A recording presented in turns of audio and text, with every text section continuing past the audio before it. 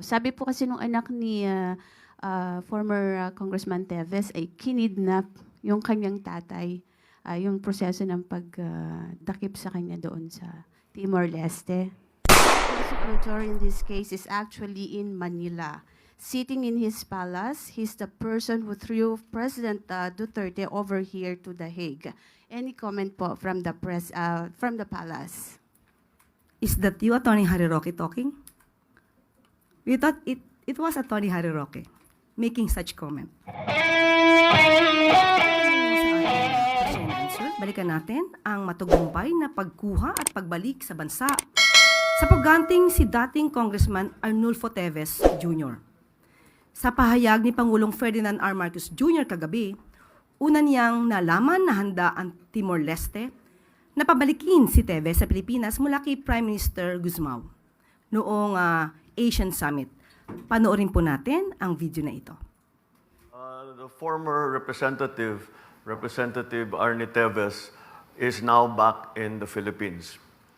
I was first informed of this development by Prime Minister Guzmao during the ASEAN meeting that I just returned from in Kuala Lumpur, and that Timor-Leste was ready to send Teves back to the Philippines. So this would not have happened without the assistance of President Horta and Prime Minister Guzmao of Timor-Leste. They have been working very hard to bring this to a conclusion. As we know, the former Congressman Arnie Teves is facing charges of murder and other crimes related to the ambush killing of the former Governor Digamo. We would like also to assure all our citizens that such lawlessness will not go unpunished, and it is now time for Arnie Teves to face justice. At para po bigyan tayo ng mas detalyadong kwento patungkol po dito, narito po ngayon sa atin harapan si ASEC Erel Kabatbat. Nakasama po natin dito sa government team na sumunod po kay dating Congressman Teves. Maraming salamat po, Yusek Claire. Magandang umaga, Malacanang Press Corps. Bilang pagtugon sa utos nating mahal na Pangulong Ferdinand Bongbong Marcos Jr., maayos, mapayapa, at matagumpay po nating nauwi sa ating bansa ang pugante at dating Negros Oriental Representative Arnulfo Teves kanina pong madaling araw. Pero hayaan niyo po na ako magbigay ng konting kwento lamang po sa ginawa pong pagkuha po sa dating mangbabatas. Alas 10 po ng gabi nung Huwebes ay nagpulong po ang mga miyembro po ng extraction team. Kasama na po rito sina ASEC Eliseo Cruz ng DOJ, NBI Directors Jaime Santiago at mga kinatawan po ng DOJ, Bureau of Immigration, National Bureau of Investigation at ang mga magigiting po na piloto at crew ng Philippine Air Force. 10:27 po ng gabi na-kumpirma po na pwede pong dumaan ang Philippine Air Force 142 na aeroplano sa airspace po ng Indonesia. At 11:30 po, kami po ay tumungo papuntang Cebu para daanan ang isa pang key member ng ating extraction team. Dumating po kami ng alas 2:01 ng umaga sa Cebu at 3:14 po ng umaga ay lumipad naman po kami papuntang Davao para sa refueling po kasi po medyo malayo po ang Davao papuntang Timor-Leste. Pero hindi po kami kaagad nakaalis kasi 6:35 po ng AM, doon lang po namin na-receive o natanggap ang clearance na makapwede pong bumaba ang ating eroplano sa Dili, Timor-Leste. Meron na po kasing verbal agreement pero ininsist po ng ating mga piloto na dapat merong talagang nakasulat na clearance para hindi po magkagulo. So, bumiyahe po kami. 12:30 po Manila time, dumating po kami sa Presidente Nicolau Lobato International Airport sa Dili. 1:11 PM po. Formal pong na-turn over sa atin si former Representative Arnie Teves. May initial na pong usapan na pagdating po doon ay ibibigay sa atin kaagad si Representative Teves. Pero may konting changes lamang po. Pero sa kabila po nito, naging maayos po yung turnovers. Nagpirmahan lang po ng ilang dokumento. At nung maayos na po yung dokumento, nilabas po si former Rep. Teves, na nakaposas po at may ano po siya, nakashackled po pati mga paa niya. So pagka-turnover po sa atin, may guhit kasi po doon sa terminal. So paglapas po ng guhit, kinuha po ng ating mga kinatawan at tinanggal po yung posas at pinusasan pa rin ng mga taga NBI. May request po si dating mambabatas Teves na kung pwede daw po ay wag na sana siyang pusasan. Kasi nga po masakit na itong kanyang mga kamay. At sinabi po rin niya na pabiro po na saan naman daw siya pupunta. Hindi naman na daw siya gagawa ng anumang gulo. Pero hindi po ito pinagbigyan kasi nasa protocol pa rin po. So pagpasok po niya sa eroplano, pinaupo siya, ikinuusap po siya ni NBI Director Jaime Santiago. At pagkaripas po ng ilang minuto, ay binasahan siya ng kanyang Miranda rights ng kinatawan naman po ng NBI. So habang binabasa po yung Miranda rights, nakikinig naman po si former Rep. Teves. At doon, pagkatapos siyang basahan ng Miranda rights niya, ay binasa naman po ang mga pending na arrest warrants laban sa dating mambabatas. Sa pagkakaalala ko po, parang 10 po yung mga kasong binasa para sa kanya. So, hindi po kami mas nakaalipad din kaagad kasi nagkaroon ng konting problema sa eroplano po natin. Pero dahil mahusay po at magaling naman po ang staff po, ang crew ng Philippine Air Force ay naayos po yun. So, nakaalis po kami 2:42 ng hapon, Manila time, departure from Dili to Davao. Medyo challenging po yung biyahe pabalik kasi paglapas po ng Indonesian airspace, malumana, maayos ang weather, pero pagpasok po ng Pilipinas, malakas po ulan at medyo matagtag po ang biyahe. So kabila po niyan, 7:27 po kagabi, nakalapag po kami sa Davao. Nagkaroon po ng refueling ulit kasi masyadong malayo yung biyahe. Medyo natagalan lang yung pagre-refuel kasi sobrang lakas po ng ulan. So 8:27 nakaalis po kami at 11:19 po ng kagabi ay lumapag po kami sa Villamor. Alas 12 po ng hating gabi o 12:03 ay formal pong nadala ang dating mambabatas na si Arnie Teves sa NBI. At ready na po akong sumagot sa inyong mga katanungan. Questions for ASEC Errol Kabatbat. Eden Santos, Net 25. Asek, good afternoon po. Yung buong proseso po ng pagsundo kay former Congressman Arnie Teves, magkano po yung nagastos ng ating gobyerno dito? Hindi kita masasagot yan, Eden. Siguro, pwede natin itanong sa DOJ, pero as far as I'm concerned, libre yung, maliban sa fuel, yun ang po ang binayaran po natin sa pagsundo po kay dating mambabatas Arnie Teves. Dahil po yung ginamit na aeroplano ay sa Philippine Air Force. Yes po, Philippine Air Force 142. Sige po, thank you. Tristan Nodalo, Newswatch. Kaya, Sec. Sir, tanong ko lang, paano po naparating sa Pangulo na nandito na hawak nyo na si Representative Teves, and may marching orders ba siya sa law enforcement agencies unong na turnover na finally si Teves po? Actually, coordinate na namomonitor po ng Pangulo ang developments sa pagkuha po kay dating mambabatas Arnie Teves. Siya po ay nakabantay, nakaantabay sa development po. Ang alam po ko po, bago pa lang po kami mag-briefing, bago umalis, ay namomonitor po at napapaalam kay Pangulo ang nangyayari. Maging po yung pagkuha namin o pag-turnover formally ng Timor-Leste Bureau of Immigration sa dating mambabatas ay na ipagbigay alam kaagad sa kanya. Medyo challenging lang po kasi ang connections po sa airport. Hindi po gaya natin na malakas ang signal. Doon po ay medyo challenging po siya. Opo. Tapos nung nakarating na kami rito sa Davao pa lang, ay inabisuhan din kaagad ang ating Pangulo. The moment na nagland po yung eroplano.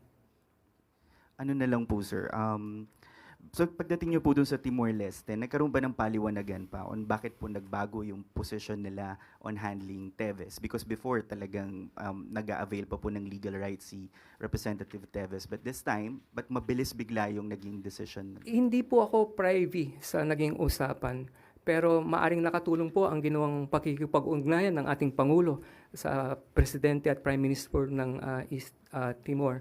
Pero regardless po kung may naging pag-uusap man o paano man siya napabilis, ay ito lang po ay natural flow ng batas.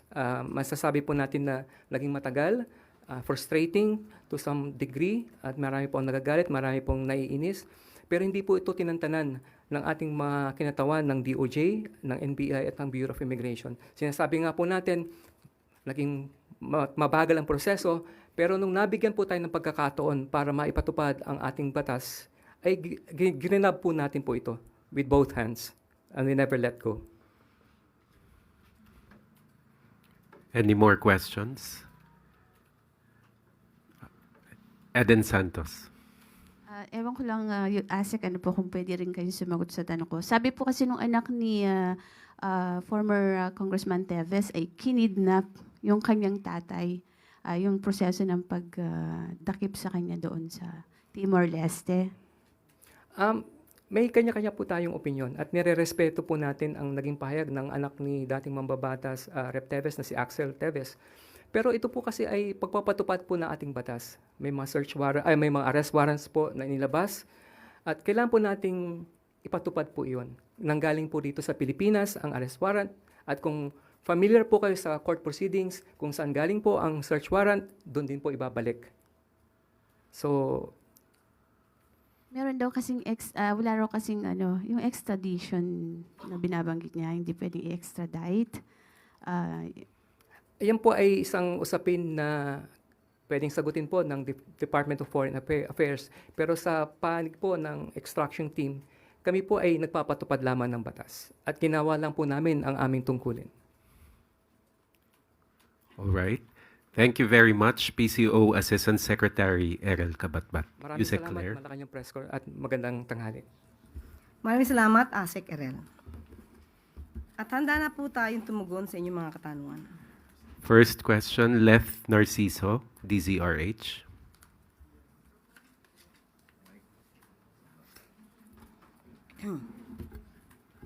Good morning, Yusek. Ma'am, ipinagpaliban po ng Senado yung presentation ng Articles of Impeachment laban kay VP Sara sa June 12 imbes na June 2. Napag-usapan po ba sa LEDAC meeting kahapon yung tungkol sa impeachment? Hindi po. Wala pong nabanggit. Okay. Doon na lang po sa binanggit ni Senate President Chis Escudero na yun ay para mas matutukan nila yung mga natitira pang priority legislation. Nagbigay po ba ng commitment ang Kamara at Senado kay Pangulong Marcos na ihahabol yung mga nakabinbin pang priority bills? Yes, opo. Actually, napag-usapan po. May 4 po na priority bills na napag-usapan sa LEDAC. At ito po yung National Government Right-Sizing Program. Kasama din po yung Amendments to the Right-of-Way Act, amendments to the Cooperative Code, at pati po yung Proposed National Disease Prevention and Management Authority. Ayon nga po sa report, ito pong National Government Right-Sizing Program, ito po ay aprobado na po sa House of Representatives at maganda po talagang ito ay maipasa. Sa kasalukuyan, ito po ay nakapending po sa Senado at mas maganda po ito ay magiging maisabatas na po dahil kapag po ito ay naisabatas, mas magiging maganda po ang serbisyo maibibigay sa taong bayan dahil matatanggal na po ang mga redundant, overlapping, unnecessary functions and programs ng ibang mga ahensya at mapapalakas pa ang ibang ahensya na mas kakailanganin pa ng additional na pondo. Yun lang po muna ang aking maibibigay na detalye. Eden Santos, Net 25.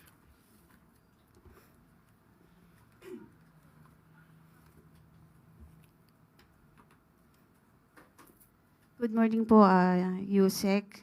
Good morning. Sabi po nung lead counsel po ni former President Rodrigo Duterte na si Attorney Kaufman, and I quote, "The real prosecutor in this case is actually in Manila. Sitting in his palace, he's the person who threw President Duterte over here to The Hague. Any comment po from the press, from the palace? Is that you, Attorney Harry Roque, talking? We thought it was Attorney Harry Roque making such comment. Well, anyway, it is very apparent and very obvious that Attorney Kaufman is being surrounded by fake news peddlers. He doesn't know the timeline. He doesn't know the facts of the case. He should be concentrating on his job as a counsel, not in engaging in rumor mongering. Thank you.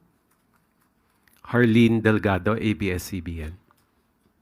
Good afternoon, Yusek. Yusek, we would just like to get a comment sa pinost ni Senator Amy Marcos. It was a photo with Attorney Nicholas Kaufman, and in her caption, she said, allow me to quote her, Yusek, "Hindi ako naghintay ng 39 years para lang magkamali muli. May Marcos na natuto sa kasaysayan." Any response po? Masaya po na umaamin po si Senator Amy Marcos sa kanyang mga pagkakamali. Pero nung aking tanungin po ang Pangulo patungkol po dyan, ang kanyang sinabi po ay, no comment. Yun lang po. Crizel Insigne, IBC 13. Yusek, makailang beses na po sinabi ng Pangulo niya na ayaw niya sa impeachment. May nagsasabi rin po na parang yung pag-ayaw daw po ng Pangulo sa impeachment ay kahulugan na ayaw niya ng transparency and accountability. Ano po reaction ng Palace po? Opo, maliwanag po ang sinabi ng Pangulo na sa simula po ay ayaw niya talaga po ng impeachment dahil maaaring meron pong ibang mga legal na pamamaraan kung dapat mapanagot ang dapat mapanagot. Pero ngayon po ang Vice Presidente po ay impeach na. Wala na po sa kamay ng Pangulo ito. Yun naman po ay kanyang suggestion lang kung maaari ay ayaw niya ng impeachment. Ang sabi po ng Pangulo, proseso. Tandaan po natin, sana po bago mag-analisa sa bawat sasabihin ng Pangulo, ilahat po ang kanyang mga sinasabi. Hindi lamang po sa sinasabi niyang ayaw niya ng impeachment. Tatandaan po natin, sinabi niya, doon sa press con sa Kuala Lumpur, before the Malacanang press corps sa Kuala Lumpur, sinabi po niyang hindi siya tumatakbo sa laban.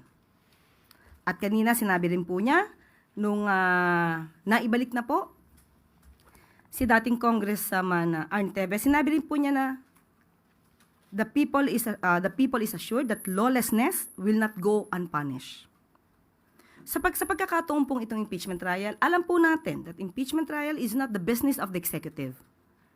Hindi po makikialam ang Pangulo patungkol po dyan, pero sinabi po niya na dapat umandar ang proseso, irespeto ang due process. So, ito po ay nasa kamay na ng mga prosecutors, nasa kamay na po ng Senado. Pag sinabi po nating proseso, dapat sundin ang batas. Ang taong bayan na po ang titingin at maghuhusga sa mga taong nasa loob or maaaring gumalaw para sa impeachment trial. Ang mga prosecutors dapat gampanan ng kanilang trabaho bilang prosecutors. Ang mga senador bilang judges ay dapat ding gampanan ng kanilang trabaho bilang senators, judges. Proseso po ang nais ng Pangulo. Wag po natin kalimutan yan. At sabi nga po natin, tao na po ang magsasabi. Kung ang mga taong ang mga senador po na siya magsisilbing husgado, judges, hurado, ay gagampanan ang kanilang trabaho nang naaayon sa batas at proseso. Last question, Tristan Nodalo, Newswatch Plus. Hey, Yusek, may comment lang po although nag-release na po si Executive Secretary Bersamin ng second wave of mga bagong pangalan and na-retain sa cabinet positions. But for Senator Lacson, sabi niya, the President should do it quickly, yung matapos po yung cabinet performance review because the season for jockeying for position has intensified with the circulation daw po of white papers and floating of names of applicants to fill up the unvacated posts. Uncertainty often leads to inefficiency and divisiveness in the ranks. Comment lang po. Alam po ng Pangulo ang kanyang ginagawa. Alam niya po kung paano mapabilis. At sabi nga rin po ni Executive Secretary Lucas Bersamin, sa trabahong ito, dapat mas mabilis. Kung kailangan i-deliver ang tinapay, masarap na tinapay ang dapat na i-deliver. So makakaasa po kayo sa mas mabilis na pag-i-evaluate patungkol po dito sa mga cabinet members at cabinet secretaries and heads of agencies.